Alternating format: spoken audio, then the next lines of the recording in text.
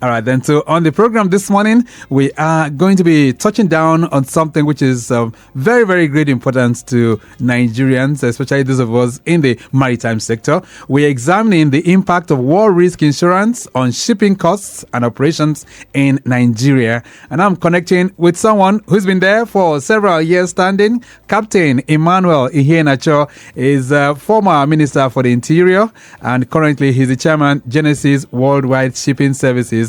Nice to have you join us. Good morning, sir. Yeah, good morning, Victor. How are you? Very, very good. It's been quite a while. We had you on the program. So how are things faring with you? Thank you. It's been fine. It's nice to be here. Great. Captain Iheanacho, somebody says you can't fix what you don't measure. And it is in the light of this expression that I would like to, kickstart this conversation this morning by having your views on the assessment of the maritime industry as it is today. How would you assess it? Yeah, well, there is a room. Actually, the maritime industry is very vibrant. As you know, the economy of the country turns on its trade with international partners. And so the maritime industry is at all times very, very important to everything that we do.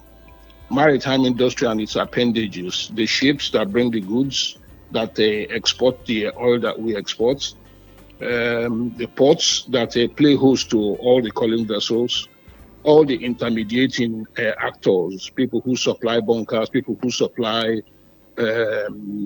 all kinds of things, really. So it's really a very vibrant place. And the only thing that one can say with respect to the state of the Nigerian maritime is that there is really a lot of room for further local investments, for local operators to invest in supplying some of these services. Right. Some observers have decried the costs that are associated with what we do, those that are bringing in goods. Some have talked about tariffs that are being imposed in this sector. Is there any policy or project that stands out for you? So far, so good? I'm surprised. I'm sorry. Could you kindly repeat that question? Okay, so what I'm saying is that we've got some observers. They've been expressing some kind of, some harrowing times that are really, really bedeviling the sector in Nigeria as we speak now. Some have talked about increased tariffs, multiple levies of charges that are coming in left, right, and center. For you, I'm saying, is there anything that is really, really positive that stands out for you? So far, so good.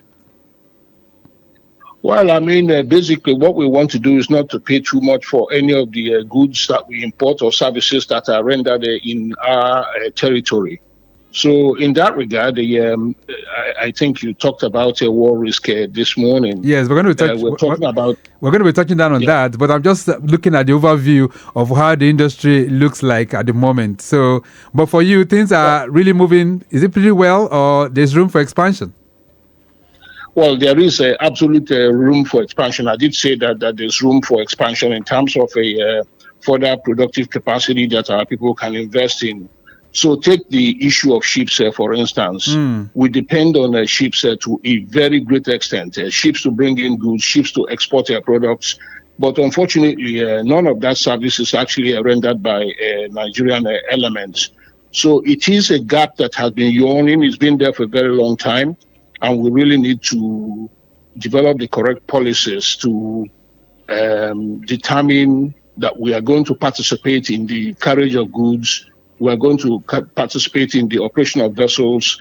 There is a lot to be gotten from participation in some of these activities. Right. Job opportunities, technical skills that are transferred to Nigeria. So there's so many things that we can actually derived from investment in this area. Last year, I know we touched down on the CVFF. Is there any light in the tunnel that this year, or perhaps in the nearest future, this might be actualized? Over 20 years, we've been talking about CVFF. Nothing has happened. Well, I share the same frustration that I can get from talking to you. We've been talking about the CVFF for a very long time. Before the CVFF, we talked about the Ship Acquisition and Shipbuilding Fund. We should move away from talking about it, and we should move on to doing things about it. We actually did the right thing years ago when we established a specific fund, and that fund, a lot of money has accrued in it. All that requires is for us to have the capacity, to have the will to go forward and say, okay, The money is there. Who are the operators? Can they articulate workable plans? Then we get the banks and other intermediaries to look at these plans, and then we go ahead and then make the move and buy ships that will serve our economy. Right. So really, we are not doing much with respect to ships, and I think we should be doing much better. Let's now talk about the war risk insurance, which is the reason why we are connecting with you. You are very prominent in this area. You do a whole lot in terms of shipping services. You've owned vessels.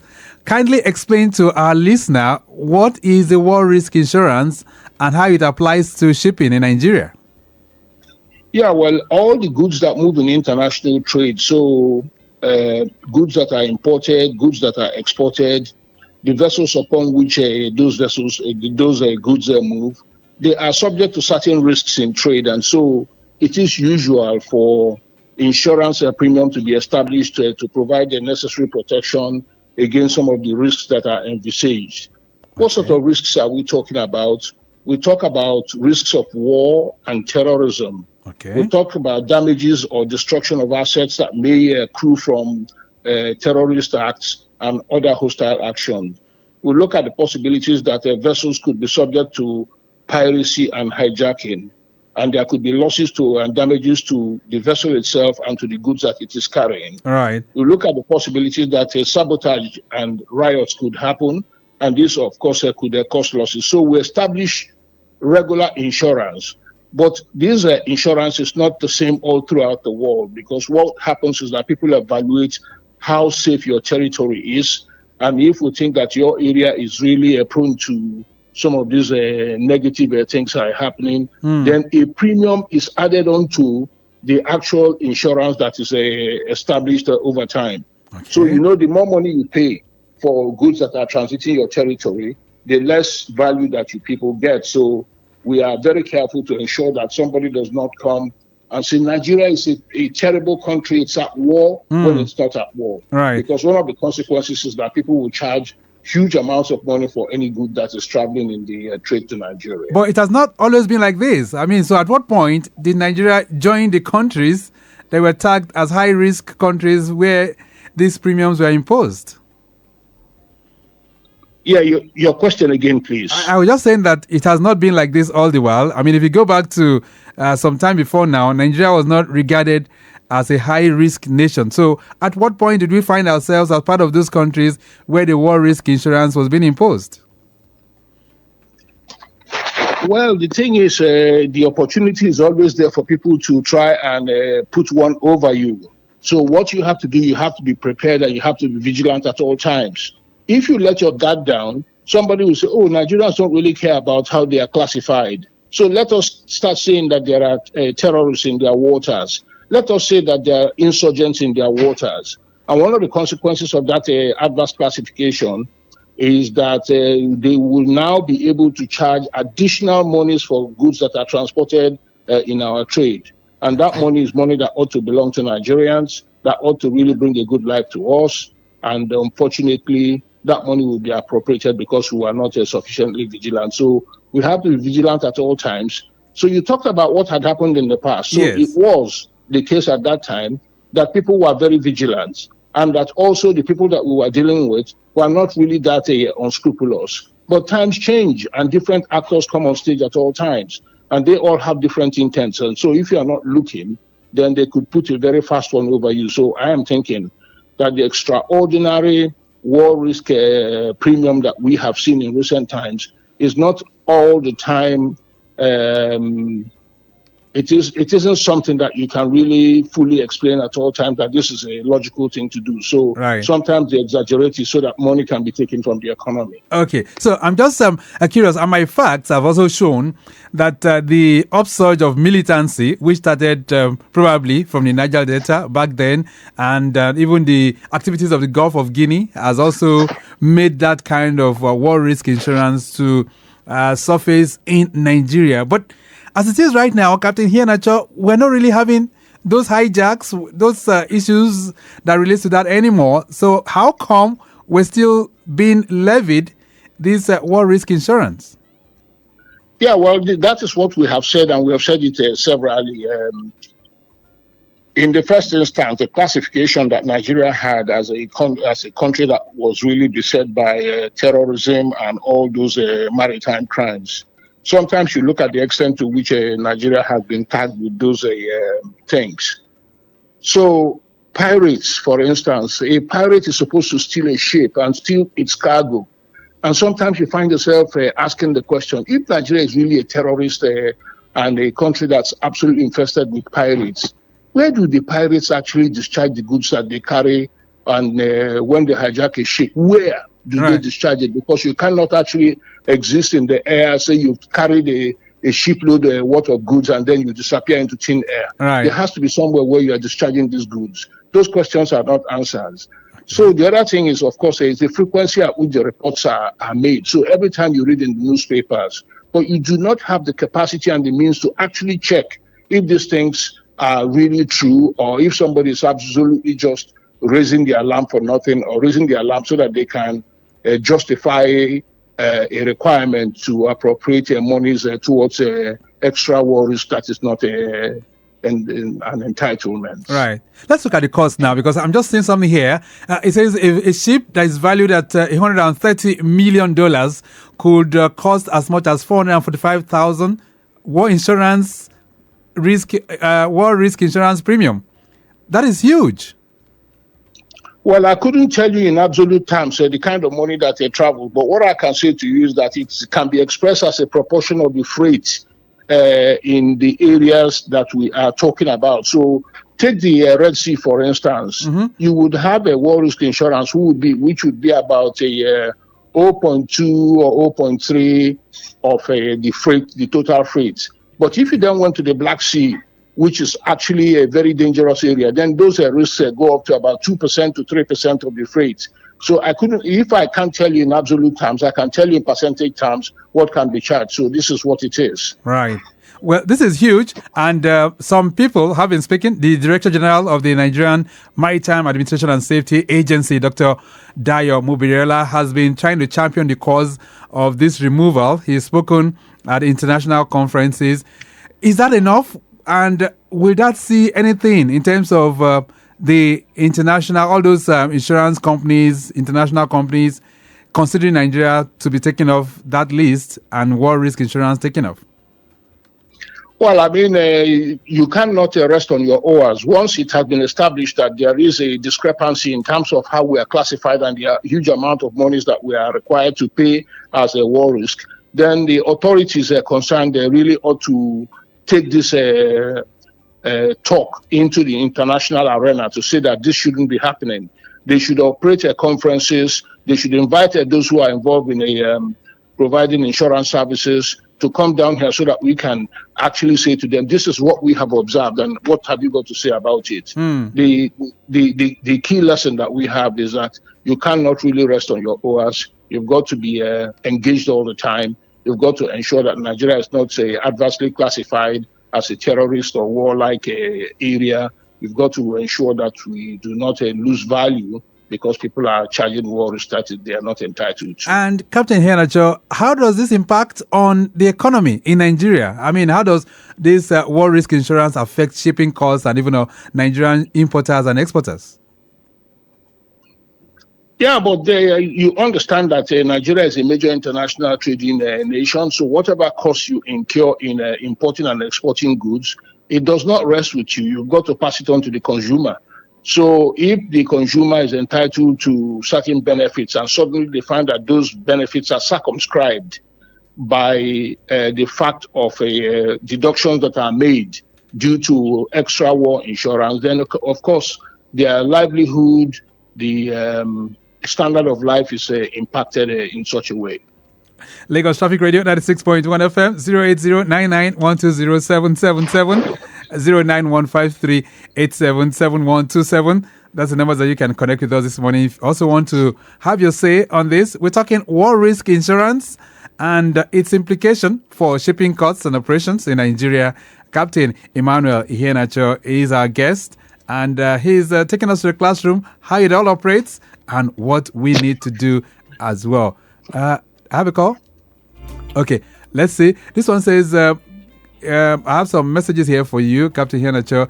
It says, good morning. If Nigeria's waters were considered safer, how much could shipping costs potentially decrease?